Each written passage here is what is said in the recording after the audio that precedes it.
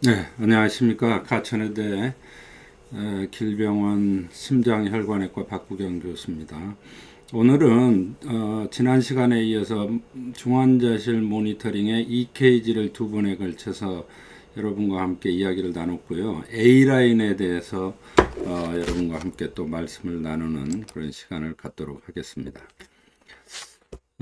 A라인 모니터링은 여러분도 알다시피 뭐 중환자실의 필수 장비 중에 하나죠. 그래서 A라인 모니터링의 제일 중요한 거는 NIBP에 비해서 혈압을 연속적으로 실시간으로 측정이 가능하다는 점이 하나가 있고, 그 다음에 우리가 ABGA, 아트리얼 블러드 가스 애널리시스를 할 때 ABGA 최혈을 할 때 그때그때 A라인을 펑처를 할 수가 없기 때문에 A라인을 라디얼 아터리나 또 피모랄 아터리 뭐 저 안 될 때는 브라키얼 아터리도 사용을 합니다만 이 아터리에 캐뉼레이션을 해서 연속적으로 혈압을 모니터링 할 뿐만 아니라 아트리알 블라드 채취하는데도 필수적인 그런 장비가 아닌가 그렇게 생각이 됩니다. 그래서 A라인 모니터링에 대해서 조금 더 한번 그냥 짚고 넘어갈 게 아니라 연구를 한번 해보죠.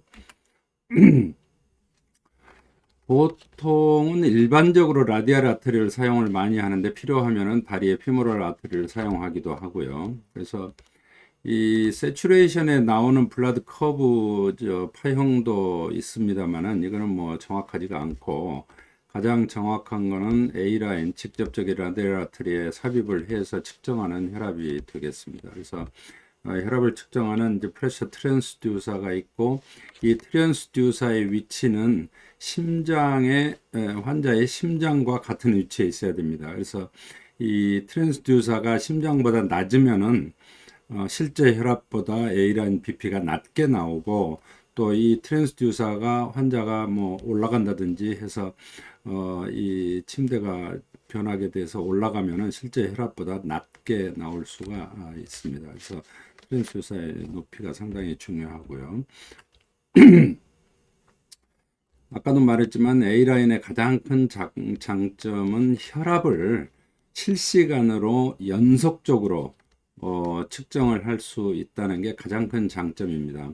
보통 응급실에 환자가 왔을 때 여러분들 그 환자가 왔을 때 혈압을 재는데 NIBP로 혈압을 재거든요. 그래서 NIBP 재는데 혈압이 이제 120에 80 뭐 이 정도 되면은 혈압을 재기가 쉽죠. 카프에다가 이렇게 감고. 근데 혈압이 이제 120에서 180, 70, 60 이렇게 떨어지다 보면은 환자 또 CPR을 하고 있다거나 이럴 때는 혈압이 정확하지가 않는 게 당연합니다.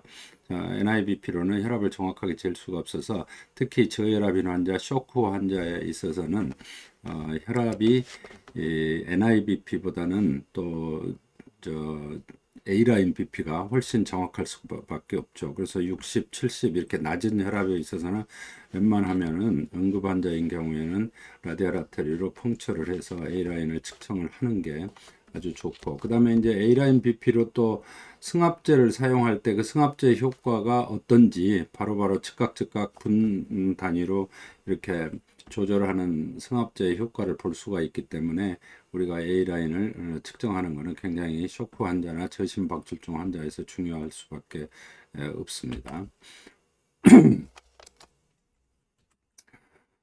그래서 NIBP와 A라인 BP를 뭐 비교를 해놨는데 비교할 게 못 되죠. NIBP는 뭐 간헐적으로 재고 그래도 이게 혈압이 낮을 경우에는 부정확할 수밖에 없고 비침습적인 것 말고는 크게 중환자실에서는 장점이 없습니다. 그러나 A라인 BP는 연속적으로 측정이 가능하고 또 정확하고 또 ABGA를 채취하는데 결정적으로 장점이 있죠. 그때그때 칠 수가 있다는 거.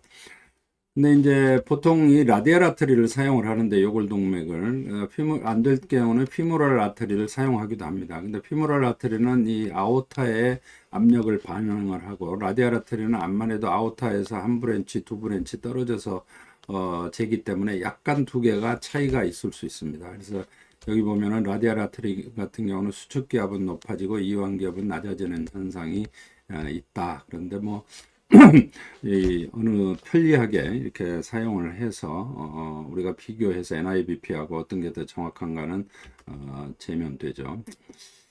그래서 이제 오차는 아까도 말했는데 트랜스듀서가 반드시 심장과 같은 높이에 있어야 한다 하는 게 중요하고요. 이 혈압의 커브를 보면은 자 이게 다이애스톨릭입니다. 이게 지금 이게 120에 80이면 이게 80이죠.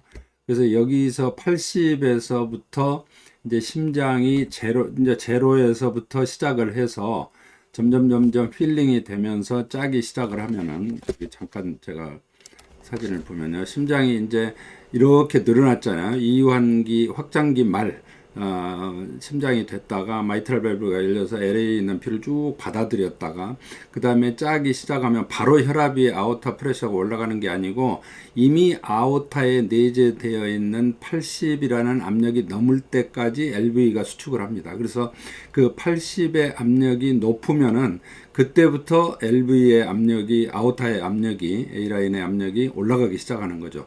LV 프레셔는 물론 그 전부터 제로에서부터 쭉 올라가 가지고 80, 90 이렇게 올라가게 되죠. 그렇게 되면은 이 커브가 나타나게 되는데 자, 이게 이제 80이 되면은 A라인 BP가 올라가기 시작합니다. 쭉 80, 90, 100, 120. 예를 들어서 이제 혈압이 120이라고 보죠. 그러면 시스톨릭 BP를 차고 그 다음에 이제 120까지 올라간 다음에는 더 이상 LV에서 수축이 되지가 않기 때문에 이제 떨어지게 되죠. 떨어지게 되는데 그때 떨어질 때 120, 110 이렇게 떨어지다가 아오타 밸브가 아오틱 밸브가 탁 닫히는 순간이 있습니다.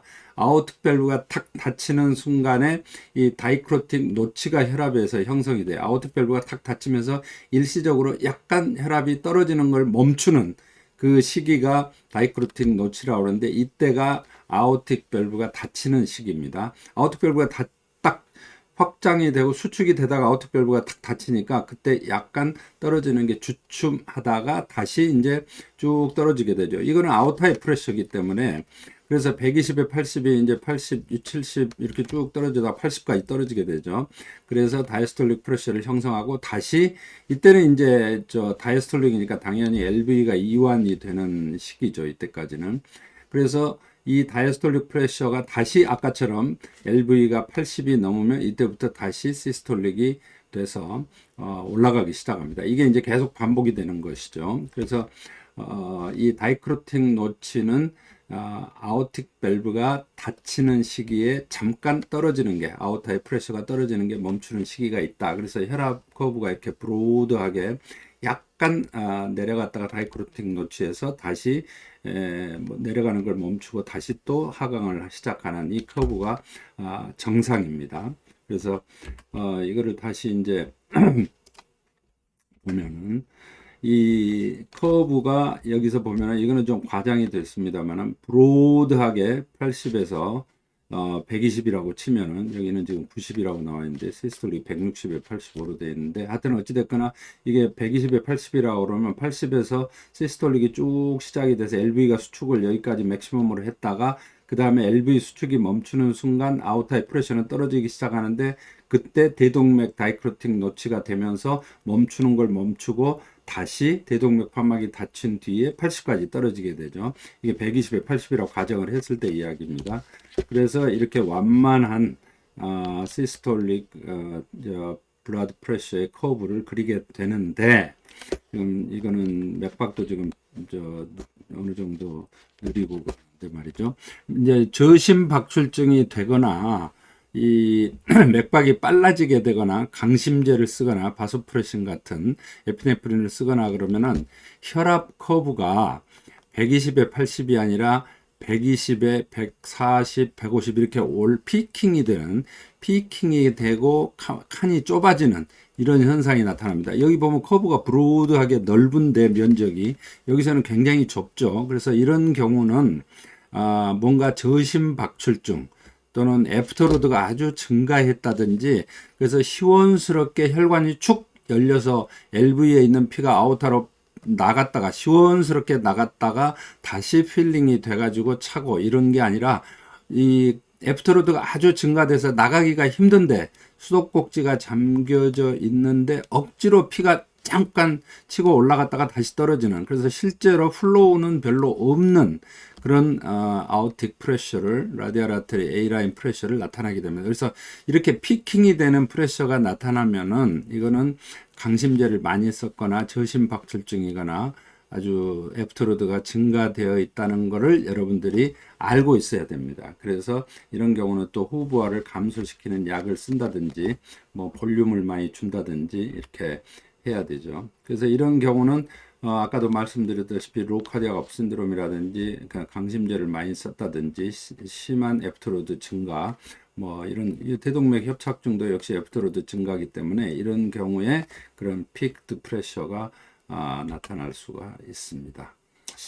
자, 혈압의 단위를 한번 읽어보세요. mmHg 이렇게 되어 있는데 이거를 읽을 때 어떤 유튜브를 제가 보니까 미리미리 HG 이렇게 읽는 분들이 있더라고요. 그래서 제가 참 그 실수를 금할 수가 없었는데 mmHg가 아니고 혈압은 이 HG는 머큐리입니다. 머큐리. 여기 보면은 하이드라질룸이라는 라틴어 같은데요. 이 액체 상태의 금속이기 때문에 수은을 머큐리, 영어로는 머큐리라고 그러고 라틴어로는 HG로 표시하는데 하여튼 수은이죠.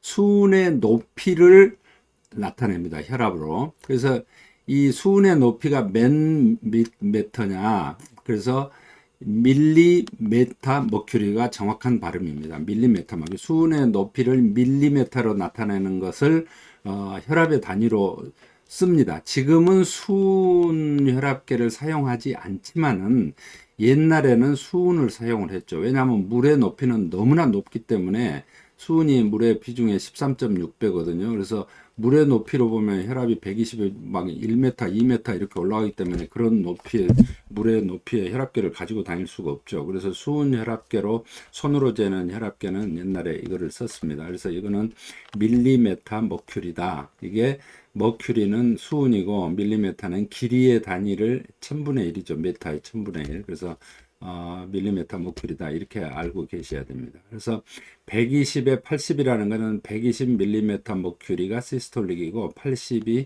다이스톨릭이 나타나게 되죠.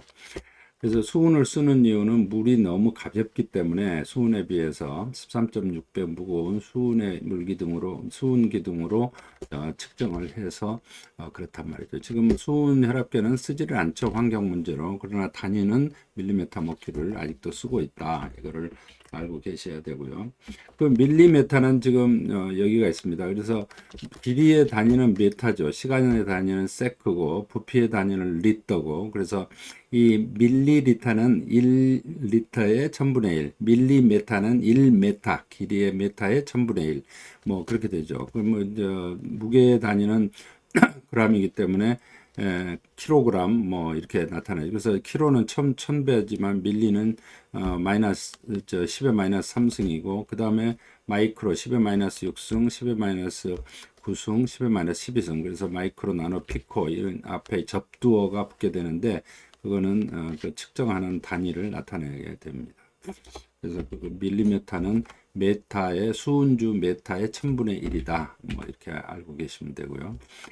혈압을 처음으로 잰 거는 1700년도에 스티븐 헤일즈 목사입니다. 영국에 있는 이 목사님이자 의사이신 분인데 살아있는 말의 경동맥에 유리관을 꽂아서 이 말의 목에 경동맥의 혈압이 어느 정도 된가 실제로 측정을 시작을 했습니다. 이게 말을 묶어놓고 그랬더니 말에 247cm, 그러니까 2m가 좀 넘죠. 그래서 이걸 물의 높이로 혈압을 재다 보면 우리가 2m가 넘는, 이게 말이기는 하지만 사람도 굉장히 높죠. 2m가 넘는 유리관을 가지고 다녀야 되는 겁니다. 그게 말이 안 되는 거죠. 그래서 나중에 이제 수은 혈압계로 이렇게 사용을 하게 됐는데 처음으로 스티븐 헤일스 목사가 직접 우리가 지금 A라인으로 재듯이 혈압을 재듯이 말의 경동맥에다 꽂아서 혈압을 재기 시작했다 하는 것을 참고로 하시고요. 그 다음에 이제 수은 혈압계를 써서 시스톨릭 프레셔를 측정을 한 사람이 리바로치입니다. 이탈리아에. 이 리바로치라는 사람이 물 가지고 혈압을 재려니까 너무 높아서 이 수은의 비중이 높으니까 수은 혈압계로 해서 시스톨릭 프레셔를 재기 시작했다. 이렇게 이제 아시면 되고요. 그 다음에 이제 다이어스톨릭 프레셔는 이 러시아의 그 페테스부르크의 코로코프라는 사람인데 이 코로코프가 이 논문을 발표를 했어요. 어떤 논문이냐면 시스톨릭 팔에다가 이제 상완에다가 커프를 감아 가지고 그 압력이 120일 때부터 소리가 나게 120 이상이 되면 소리가 전혀 안 들리다가 120 이하로 떨어지면서 상완에서 청진기로 들어보니까 소리가 뚝뚝뚝뚝 이렇게 해서 없어지는. 그래서 이 없어지는 소리 기준이 한 80 정도 됐단 말이죠. 그래서 이거를 다이아스톨릭 프레셔다. 이 시스톨릭과 다이아스톨릭의 그 원리를 코로코프 그리고 이 소리를 코로코프 사운드라고 합니다. 지금은 여러분들이 자동 혈압계로 재니까 이런 거를 잘 모르는데 옛날에 손으로 청진기로 혈압을 쟀을 때는 이 시스톨릭에서 소리가 들리기 시작해서 뚝뚝뚝뚝 뚝뚝 이렇게 해서 없어지는 소리까지 이거를 코로코프 사운드라고 합니다. 코로코프가 이 음을 기술을 했기 때문에 다이스톨릭 프레셔를 그래서 시스톨릭, 다이스톨릭을 이 코로코프 사운드라고 이렇게 기술을 한 사람이 있어서 리바로치는 시스톨릭, 코로코프는 시스톨릭과 다이스톨릭 프레셔를 기술을 했다 하는 걸 알고 정상인에서 120에 80이다 라고 이야기를 했습니다. 그래서 청진기로 듣는 이 수은 혈압계가 다음에는 우리 그 낙하산 타고 뛰어내리는 기압을 재는 그 기압계를 이용한 기압 아네로이드 청진기 이 진공상자를 이용해서 진공이 얼마나 없어지나 하는 걸 보고 이렇게 재는 거죠. 수은을 안 씁니다. 이거는 당연히. 그 다음에는 이제 전자혈압계로 발전을 했죠. 그래서 수은 혈압계, 아네로이드 혈압계, 전자혈압계로 발전해서 지금은 그냥 편하게 상완에다가 이렇게 팔을 감고 그냥 버튼만 누르면 측정이 자동으로 되는 전자혈압계를 많이 사용을 하고 있습니다. 자, 그래서 오늘 A라인 프레셔에 대해서 그 역사적인 발견한 분들의 이야기까지 살펴봤습니다. 수고하셨습니다. 안녕히 계십시오.